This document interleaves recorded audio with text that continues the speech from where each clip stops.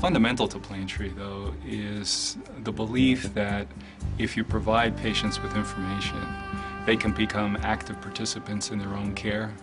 So we've done that by offering patients information through our Health Resource Center, which is the largest collection of consumer health literature in the country.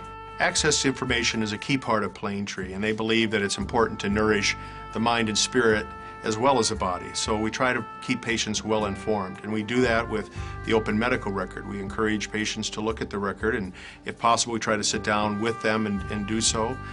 We encourage patients to actually make entries into their patient chart. As part of reviewing your chart, when we talked about your healthcare directives, we indicated that you would have full support, namely that we would do everything available should you get sicker than you are now. One of the things that we look at in terms of the Planetree components is what's the effect on patient safety. We know for a fact that through education we empower patients to care for themselves, and what we see are fewer infection rates. We recognize in the hospital that once the patient leaves the hospital, their care isn't complete, and we know that there's somebody who's going to be taking care of them, whether it's at their home, hopefully at their home, or wherever else they'll be going.